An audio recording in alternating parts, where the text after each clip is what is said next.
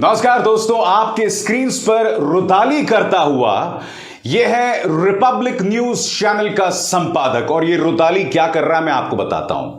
यह रुदाली यह कर रहा है कि इस हफ्ते की टेलीविजन रेटिंग्स आई हैं, यानी टीआरपी सामने आई है और इसका चैनल 5वें नंबर पर आ गया है। जी हां, एक हफ्ते में जोरों से गिरावट आई है और पहले से यह 5वें नंबर पर आ गया है और यह जोरों से रुदाली कर रहा है। रुदाली कर करके क्या बोल रहा है? रुदाली कर करके बोल रहा है कि पैसे देकर रेटिंग्स नहीं खरीदी जा सकती, लैंडिंग पेज खरीदने से रेटिंग्स नहीं खरीदी जा सकती। ये लैंडिंग पेज क्या होता है और पैसे देकर टीआरपी खरीदने का खेल क्या होता है कुछ देर बाद, मगर वक्त कैसे पलटता है ना दोस्तों, उसकी मैं मिसाल आपको देना चाहता हूं। अब से बस कुछ ही दिनों पहले जब रेटिंग सिस्टम फिर से सक्रिय हो गई थी, यानी कि टीवी की रेटिंग सिस्टम्स, तब ये आदमी खड़े होकर किस तरह से ड्रामा अपने न्यूज रूम में कर रहा था, इंडिया टुडे को खरी खरी गालियां दे रहा था कि देखो मैं नंबर 1 पे हूं, हिम्मत है तो मुझसे बात करो। ये तमाम चीजें हो रही थी। देखिए साहब किस तरह का ड्रामा ये कर रहा था। आपके अपने लोग तो बात के बोर्ड में बैठे हैं ना, तो मैं पूछ रहा हूं आज किसके रेटिंग पर सवाल उठाओगे? रिपब्लिक भारत के जितने दर्शक हैं, मैं आपसे कहना चाहता हूं, रिकॉर्ड ब्रेकिंग व्यूअरशिप के साथ यूक्रेन और चुनाव के कवरेज को देखते हुए रिपब्लिक भारत ने आज तक को बुरी तरह से हराई है। It's a very Republic Bharat.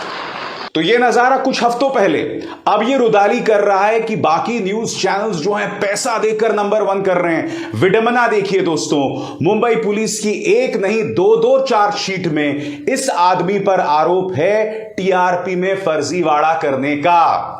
और सबसे बड़ी बात दोस्तों, जिस लैंडिंग पेज की बात कर रहा है, लैंडिंग पेज को खरीदने की बात कर रहा है, वो क्या गड़बड़ झाला है अब मैं आपको बताता हूं। मगर ये आदमी बौखलाया क्यों हुआ है? वो बौखलाया इसलिए हुआ है क्योंकि रेटिंग्स आ गई हैं।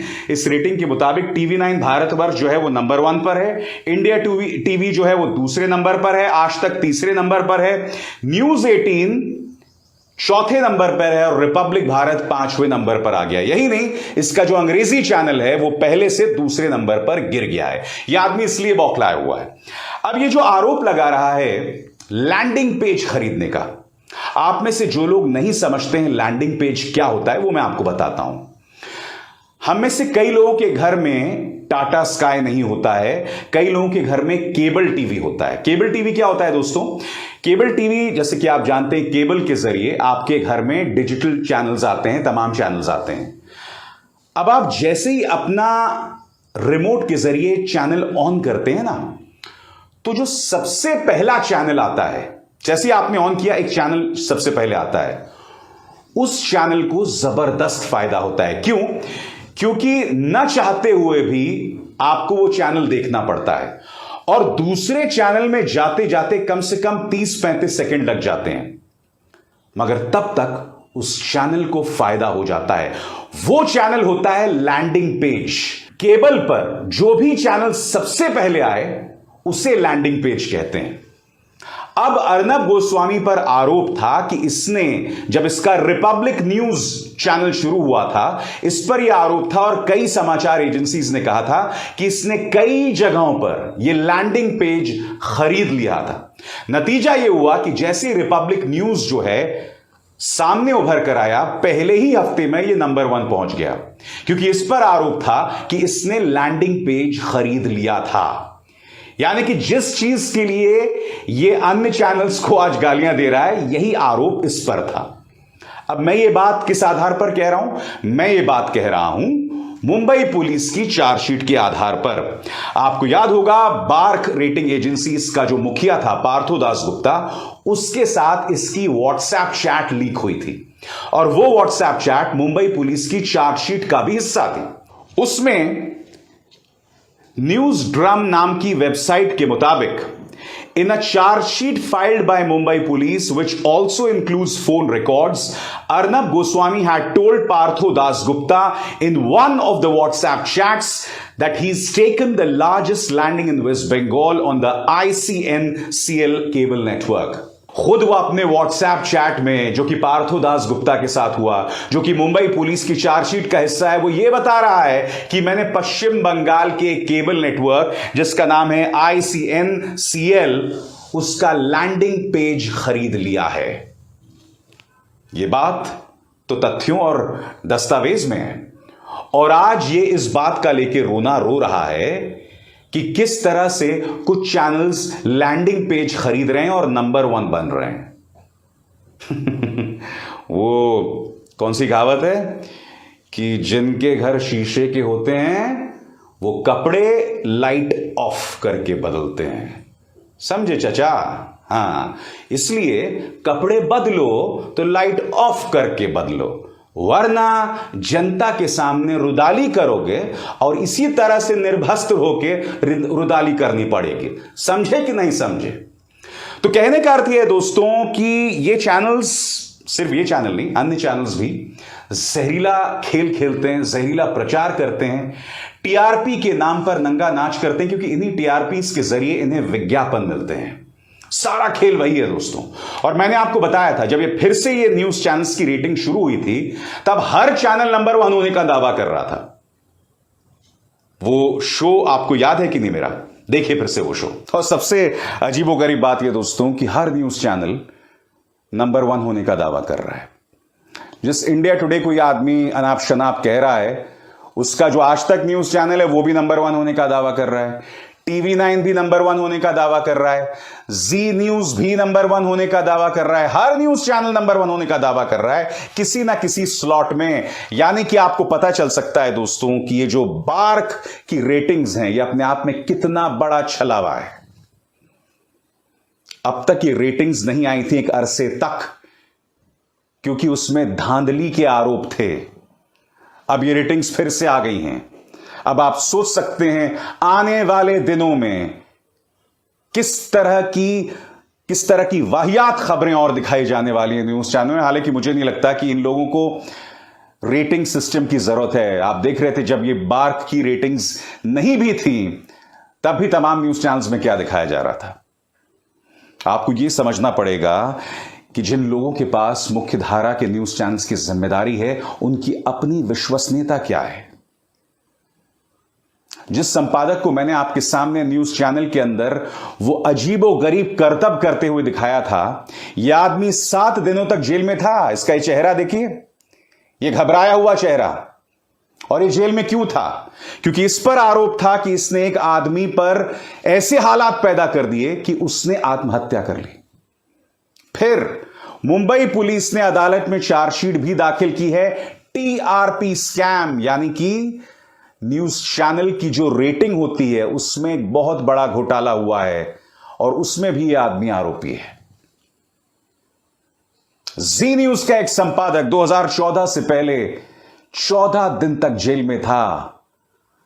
यह वीडियो सामने उभर कर आए थे जिसमें यह शख्स वसूली कर रहा था, और इसके खिलाफ एक राजनेता ने अदालत में केस किया था, पुलिस में केस किया था। 14 दिन तक करीब जेल में था। मैंने आपको कार्यक्रम की शुरुआत में बताया था दोस्तों कि अर्नब गोस्वामी जो है वो एक नहीं 2 चार्जशीट में उसका नाम था।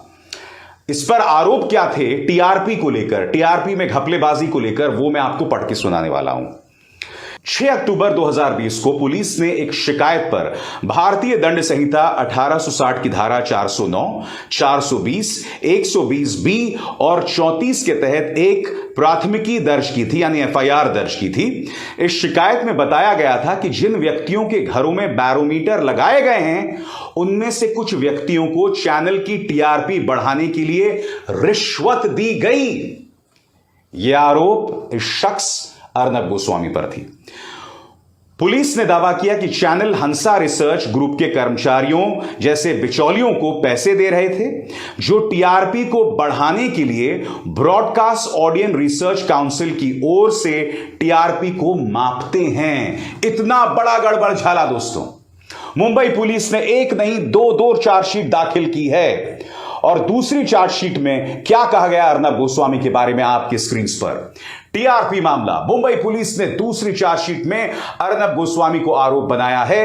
मुंबई पुलिस ने पिछले साल अक्टूबर में कई टीवी न्यूज चैनल्स पर टीआरपी से छेड़छाड़ का आरोप लगाया था। पुलिस ने दावा किया था कि टीवी दर्शकों की माप एजेंसियां BARC की शिकायत के बाद शुरू की गई जांच के बाद उन्होंने टीआरपी हेरफेर रैकेट का भंडाफोड़ किया। ये देखिए साहब, और आप भूल गए पुलवामा में हमारे जवान शहीद हुए थे। मुंबई पुलिस की चार्जशीट में इसने जो व्हाट्सएप में पार्थोदास गुप्ता से बातचीत की थी, जब हमारे 40 जवान मर गए थे, तब इस आदमी ने कहा था कि हमें शानदार जीत मिली टीआरपी में, वी वन लाइक क्रेजी। इसके व्हाट्सएप चैट में था ये। और ये आदमी राष्ट्रवाद के नाम पर आपको मूर्ख बनाता है। यही नहीं, ये तो खैर प्रतीक है। इसके जैसे तमाम न्यूज चैनल्स राष्ट्रवाद के नाम पर आपको मूर्ख बनाते हैं। इनके मन में राष्ट्रवाद जैसी कोई चीज नहीं है दोस्तों। आपको याद है 2019 के चुनावों में जब कांग्रेस ने कहा था कि हम राजद्रोह के कानून में परिवर्तन लाने वाले हैं, तब इस आदमी ने राहुल गांधी को पानी पी पी कर गालियां दी थी। और जब हाल में प्रधानमंत्री ने कहा कि हम उसमें परिवर्तन लाएंगे, तब उन्होंने कहा था वाह जी वाह, क्या मास्टर स्ट्रोक है। देखिए उसका एक नजारा। Decide what you want to do, because today you truly have been given Rahul Gandhi's vision before us. And what is his vision? His vision is to give state support to the Tukre Tukre gang. According to the Congress manifesto, army presence in Kashmir will be reduced and there will be no sedition laws anymore, which means everybody is free to abuse India. The Prime Minister has made a personal intervention on the sedition debate. The centre in an affidavit has made it clear that it has decided to re-examine and reconsider the sedition law. Looking at this, I think it's a masterstroke coming in from the government. In a 3-page affidavit filed by the MHA, they've also spoken about the Prime Minister. It's a very, very rare occurrence, like our guests and lawyers would also know, that the Prime Minister's name is taken by the government of India in an affidavit. That name has been taken, and then it's been said he wants the colonial hangover to be shed, and then it goes on to say they will reconsider and re-examine the sedition law. और सिर्फ ये अर्नब गोस्वामी नहीं, news 18 का वो पत्रकार जो हाल ही में जिसके खिलाफ राजस्थान पुलिस ने झूठ बोलने और दंगा भड़काने को लेकर केस किए थे, फिर वो जो तिहाड़ जेल में पत्रकारिता का नाम रोशन कर चुका है, उसने भी इसी तरह के इनके दोहरे मापदंड के कई वीडियोस इस वक्त सोशल मीडिया में तैर रहे हैं। मैं आपसे पूछना चाहता हूं, ये आपके पत्रकार हैं जो टीआरपी में फर्जीवाड़ा करते हैं, जो राष्ट्रवाद के नाम पर दोहरे मापदंड अपनाते हैं, जो सत्तारूढ़ भारतीय जनता पार्टी से सवाल करने की हिम्मत नहीं करते हैं। ये आपके पत्रकार हैं। ऐसे पत्रकार आपको सबको मुबारक हो। अभिसार शर्मा को दीजिए इजाजत। नमस्कार। स्वतंत्र और आजाद पत्रकारिता का समर्थन कीजिए, सच में मेरा साथी बनिए। बहुत आसान है दोस्तों, इस ज्वाइन बटन को दबाइए और आपके सामने आएंगे ये 3 विकल्प, इनमें से एक चुनिए और सच के इस सफर में मेरा साथी बनिए।